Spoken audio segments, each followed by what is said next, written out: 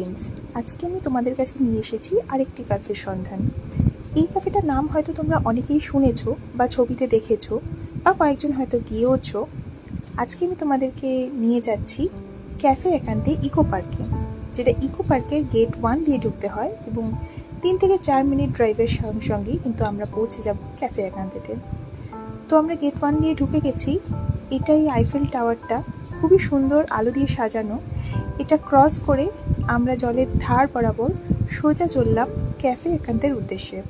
হ্যাঁ, এখানে বলে রাখি, ওই যে আইফেল টাওয়ারটা দেখলাম, সেই আইফেল টাওয়ারের নিচে আরেকটি ক্যাফে একান্তের একটা পার্ট আছে, যেটা কিনা পাঞ্জাবি ধাবা, সেটার নাম হচ্ছে ক্যাফে অজান্তে।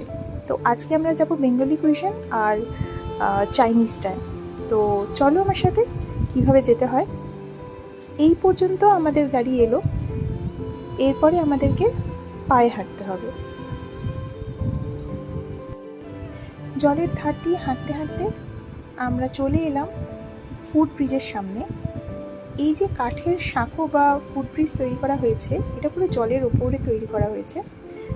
এই যে পেছনে আইফেল টাওয়ার আর ক্যাফে অজান্তের পার্ট ফেলে আমরা সোজা ফুট ব্রিজ দিয়ে এগোতে থাকলাম ক্যাফে একান্তের দিকে। ক্যাফে একান্তেটা কিন্তু জলের ওই পারে, তো আমাদেরকে এই সাঁকোটা ক্রস করে ওই পারে যেতে হবে, তবে আমরা ক্যাফে একান্তে পাবো। সাঁকোটা খুব সুন্দর সাজানো ছিল। সাঁকো পেরিয়ে আমরা চলে এলাম জলের এই পারে এবং এই জায়গাটা কিন্তু খুব সুন্দর। এখানে অনেক রিসোর্ট রয়েছে আর এই যে ক্যাফে একান্তের যে রাস্তাটা, সেই রাস্তাটা পুরোই কিন্তু সাজানো সুন্দর এবং প্রচুর আলো রয়েছে এখানে। তো চলে এসেছি আমরা ক্যাফে একান্তের একদম কাছে। এটা হচ্ছে তোরণটা। এই সাজানো গেটটা দিয়ে আমরা ঢুকে গেলাম ক্যাফে একান্তের মেন বাউন্ডারির ভেতরে। এই বাউন্ডারির ভেতরে টোটাল 2টো রেস্টুরেন্ট আছে। আমার ডান দিকে যে রেস্টুরেন্টটা তোমরা দেখতে পাচ্ছ, এই রেস্টুরেন্টটা হচ্ছে বেঙ্গলি রেস্টুরেন্ট। এখানে বাঙালি খাবার পাওয়া যায় আর বেশ ভিড় রয়েছে, কিন্তু আজকে আমরা বাঙালি খাবার খেতে আসিনি। আজকে এসেছি আমরা হাউস বোটে বসে চাইনিজ খাবার খেতে। তো কেউ যদি চাইনিজ খাবার খেতে পছন্দ করে, তাহলে কিন্তু এই হাউস বোটটা যেটা সামনে দেখতে পাচ্ছ, সেখানে বসে খেতে হবে। তো আমরাও এগিয়ে গেলাম এই হাউস বোটের উদ্দেশ্যে। হাউস বোটটা খুব সুন্দর করেই সাজানো আর হাউস বোটটা কিন্তু একদম জলের উপরে, পুরোটাই কাঠের তৈরি। কিন্তু আমরা দেখলাম ভেতরটা কিন্তু বেশ ভিড় রয়েছে এবং একটা টেবিলও ফাঁকা নেই।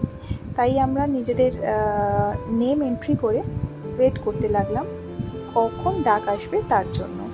মাঝখানে কিছুটা সময় পাওয়াতে আমরা আশেপাশের ভিউটা ক্যাপচার করলাম আর দেখতে পাচ্ছি যে ইকো পার্কের যে ঝিলটা আছে, সেটার উপর দিয়ে খুব সুন্দরভাবে বোট যাচ্ছে আর এই ডেকটা কিন্তু খুব সুন্দর করে সাজানো। বাইরেও কিন্তু অনেকগুলো চেয়ার টেবিল ছিল। যেহেতু গরমকাল, তাই সবাই এসির ভেতরেই বসে খাচ্ছিল। শীতকালে কিন্তু চাইলে বাইরেও বসে খাওয়া যেতে পারে এই ডেকের মধ্যে।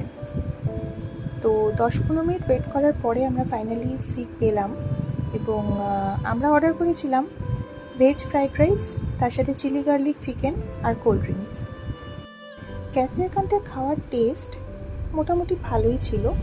আর 5টা চাইনিজ রেস্টুরেন্ট যেরকম হয়, অনেকটা সেরকমই। তো খাওয়া দাওয়ার পর আমরা এই সাঁকো ধরে আবার যেতে লাগলাম ইকো পার্কের গেট নাম্বার 1-এর দিকে। এখানে বলে রাখি, পাবলিক ট্রান্সপোর্টে ক্যাফে একান্তে আসতে হলে তোমাদেরকে এসপ্ল্যানেড, শিয়ালদা স্টেশন বা হাওড়া স্টেশন থেকে বিশ্ব বাংলা গেট বা নারকেল বাগানের বাস ধরতে হবে এবং নারকেল বাগান নেমে সেখান থেকে ইকো পার্কের অটো পাওয়া যায়। সেই অটো করে আসতে হবে তোমাদেরকে ইকো পার্ক গেট নাম্বার 1-এ। গেট নাম্বার 1-এ নেমে সেখান থেকেও টোটো বা অটো অ্যাভেলেবেল রয়েছে ক্যাফে একান্তের গেট বা ওই সাঁকো অবধি। তো সেই অবধি এসে যাওয়ার পর কিন্তু ক্যাফে একান্তের সাঁকোটা দিয়ে ওই পারে গেলেই পেয়ে যাবে। আমার ভিডিও ভালো লাগলে লাইক, শেয়ার এবং সাবস্ক্রাইব করে দিও। Thank you.